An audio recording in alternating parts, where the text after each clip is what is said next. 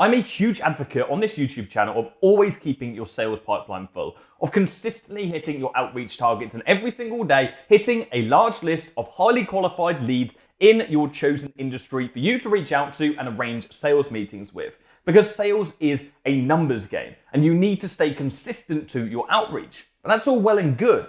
But if you can't close, then you're not going to get anywhere. Now, before I jump into my top tips on closing, tips that have helped me and my sales team close over $30,000 in new monthly recurring revenue in the last 30 days alone, you need to understand what high ticket closing actually is. And the number one reason that businesses fail at selling high ticket products and services. I personally don't class anything as high ticket unless your product or service is worth at least $1,000.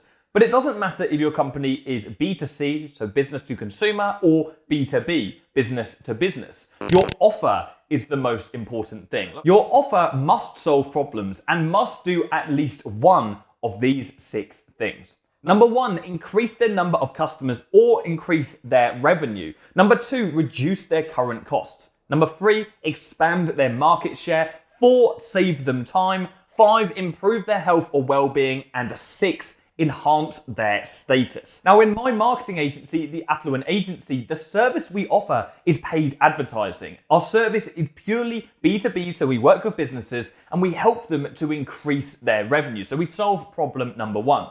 Now, we can track this easily on Facebook and other advertising platforms. It's very easy for us to show a customer how much money they have spent and how much money we have returned them.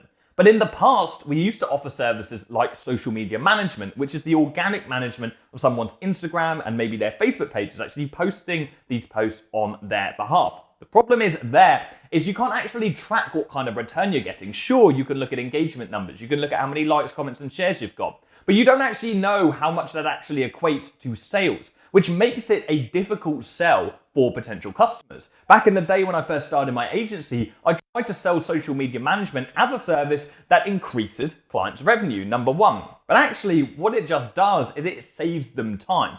Business owners know that they need to be posting on Instagram, be posting on Facebook, be sharing photos and videos, content of their brand, but a majority of them simply do not have the time because they're busy running the operations of their business. So instead of selling that service based on increasing their revenue, I should have simply sold it based on saving them time. Now, the reason I'm telling you this is so you cement your offer and ensure it is relevant to the solution your product or service actually provides. So before you go into any sales environment, before you even think about closing, consider whether or not your sales strategy is relevant and congruent with the solution your service or product provides. Okay, so here are 3 closing strategies that you can use to increase your close rate exponentially. Number 1, future pacing. Now, this technique helps our potential customer envision themselves after they have bought our product or service. And this is very important. Generally, people will not part with their hard-earned cash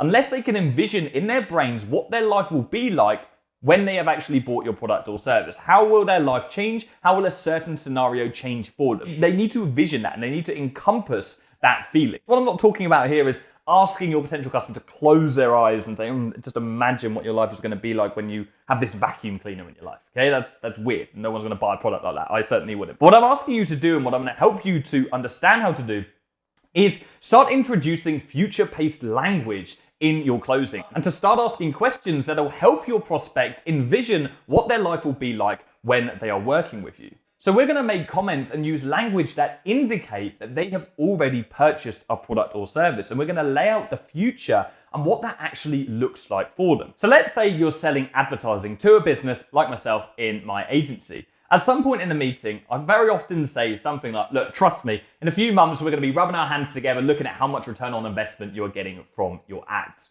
And what I'm doing there is I'm laying out what it looks like for them to work with me. And I'm also allowing them to feel them emotions before they've even thought them. In their brain, they're going to be thinking about that meeting with me when we are looking at the return on investment on their ad account, and we're having a laugh at it and being like, wow, that really did work, Jordan. So trust me, look, we're going to be rubbing our hands together and we're going to be looking at the return on investment you're getting from your ads. So we're painting that picture of what it is already like and presuming that they're already going to work with us. Another thing I like to say is, look, when we've scaled your Facebook ads, we'll probably move over to TikTok and Snapchat as well. What I'm doing here is I'm selling Facebook ads right now, but I'm already dismissing it as a successful product, presuming that we've already worked on it with them, okay? So whilst I'm selling Facebook ads right now, I'm future pacing onto the additional services that I'm gonna offer them once Facebook ads is successful, despite that being the service I'm selling right now. So I'm laying that aside and saying, this is what we'll do in the future, because of course Facebook ads are going to be successful. I'm presuming that they've already enrolled in that. I'm presuming that they're already going to be a customer. Technique number 2, assuming action. Now this is similar to previous future pacing, but instead of the future, we're going to assume action right now. And we're going to lay out the steps for this potential customer to actually become a customer and buy a product or a service and get them onboarded. Now, generally speaking, in a sales-based environment, if people are not pressured into making a decision, they won't make one. And by pressure, I'm not talking about high pressure sales and forcing something down someone's throat. All I'm simply talking about is giving somebody the necessary push to take action and pull the trigger whilst you are speaking to them. So what we're going to do when we get towards the end of our sales meeting is we're going to get permission to actually close them. And I like to do this in a simple 2-question close. First question, do you think I can solve the problems you're facing as a business? Okay, we are validating that they think we are the correct person to help them solve the issue they are facing. Number 2, are you ready to take the next step? Right? Yes, yes. And what they're doing here is they're letting us know that they have intention to buy, okay? That they actually want a product or have desire for a product or service. But it needs to go a little step further. We need to assume, because they've said yes here, that they're gonna say yes to our price, that they're already pre-sold. So we're gonna offer our relevant service and we're gonna go through our price. And if we don't get any immediate kickback, if they're umming and ahhing like most people are in a sales environment, we're simply going to nudge them over the line. We're gonna ask them questions like, so can we get started on Monday? Or should we start with just Facebook ads or email marketing too? And notice the tone there. I'm very, very relaxed, okay? Should we start with just Facebook ads or email marketing too? I'm assuming action. I'm assuming, because they've said yes beforehand, that they've said yes, I'm ready to take the next step, that regardless of my price, because it solves the problem for them and the pain point is there, and I've made sure my price is relevant to them and it's still a steal for them and the return on investment is there. If your offer is correct at this stage, we can assume action. Okay, so can we get started on Monday? Right?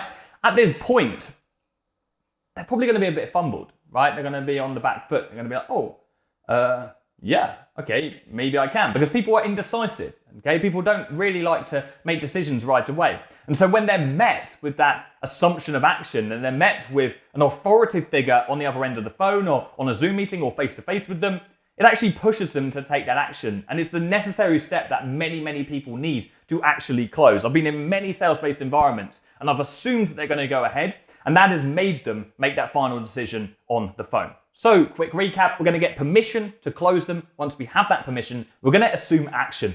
Give them that little nudge over the line. Okay, so final technique, number 3, the call out. This is my personal favorite. And there are not many salespeople out there that feel confident enough to do this, right? But if you do, you're going to increase your close rate exponentially. Believe me, I use this all the time. People are hesitant. We've already covered that. And many people don't like to make a decision on a high ticket product or service over the phone, especially if they've only just met someone, right? But there was a reason why at our agency, over 70% of our calls are one call closes. People I've sent a cold email to, 2 weeks later, they've jumped on a call with us. We've closed them on multiple thousands of pounds on a monthly package, right? Because we've delivered the value throughout our call. We've gained their trust. We have got permission to sell to them, and we have presented them with an offer which is relevant to them and solves the issue they are facing as a business, right? If you don't have any of that stuff, you really need to go work on that first before you use any kind of direct call out. But even still, at the end of a call, someone might be umming and ahhing.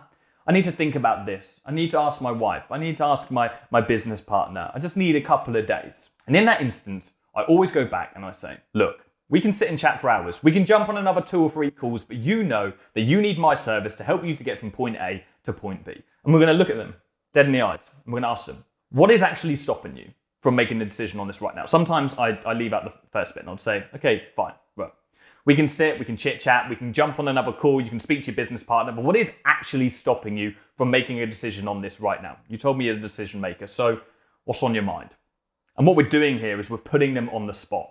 Many people will think that most salespeople are going to be okay with jumping on another call with following up via email. And many people are, because they're afraid of the call out. They're afraid to get down to the nitty gritty. But this is essential if you want to close people and you want to increase your close rate and have more one call, high ticket closers. We need to put them on the spot and ask them what is actually on their mind. Because 9 times out of 10, it's going to be one of 3 of these very simple reasons. Number 1, they can't actually afford you. Number 2, they've got some kind of doubt that's lingering. Or number 3, there is no reason, right? They just need pushing over the line, and the call out does that very, very well. Now, it's financial. You can explore a payment plan, or they might just not be suitable for you, okay? They might have slipped through the net and not actually meet your client criteria. Number 2, if they have some kind of a doubt, this is the perfect time to overcome that objections, talk them through it. Ask them exactly what it is that they have doubts about. Maybe they're not sure that they can track results, for example, and then you can run them through that system, okay? But you need to ask the question to have the opportunity to overcome the objection. And remember, an objection is not a rejection, it is just a request for more information. Now, number 3, we've already solved that one. Sometimes people just need pushing over the line. But this is really, really essential. Always call out. And don't be afraid to double call out. If they give you another bullshit excuse, okay, they give you another reason as to why they can't make a decision right now, push back on it if you don't think it's a sufficient enough reason. This is not pressure sales. All we are trying to do is guide them into buying a product or service that will genuinely help them get from the point that they're at right now to the point they want to get to. I went through earlier on, I said, look, you need my service to help you get from point A to point B. Now, in an ideal world, what I would do on a call is I would run through, okay, so to get you from 10K a month to 100K a month, okay, based on the targets I've spoken to them about on that meeting. I always like to ask people what their targets are if my service is revenue generating, okay? So if you're providing a service that helps them to increase their revenue, ask them where they are right now and where they want to be, and then you can bridge that gap. So you say, look, you need my service to get you from 10K to 100K. So what is stopping you from making a decision on this right now? Tweet, that's the call out. Guys, hope you've enjoyed this video. Now, if you haven't done already, make sure you comment underneath this video and enter our 1 in 100 10K coaching call giveaway, where within 24 hours of every single new upload, one person will be randomly selected out of all of the comments to win a completely free coaching call with me, where I'm going to personally help you make your first or your next $10,000 online. We're going to build a roadmap to how you can do that regardless of your business model. You don't even have to be an agency owner. Now, if you've got any other closing tips at all, drop them down below. You can use that as an opportunity for your entry. I want to get everybody in here mucking in and helping each other out. If you're not already subscribed to me, make sure you are subscribed with your notification bell turned on so you get notified every time we bring out new content, and you can enter that competition within 24 hours. I'm also going to try and link our sales training playlist. It's either going to be above here, it's going to be in the description, because we've got a whole bunch of other sales training videos that are already uploaded to this channel. If you have any other ideas, let me know of content you want producing. Sweet, that's it. See you soon. Cheers.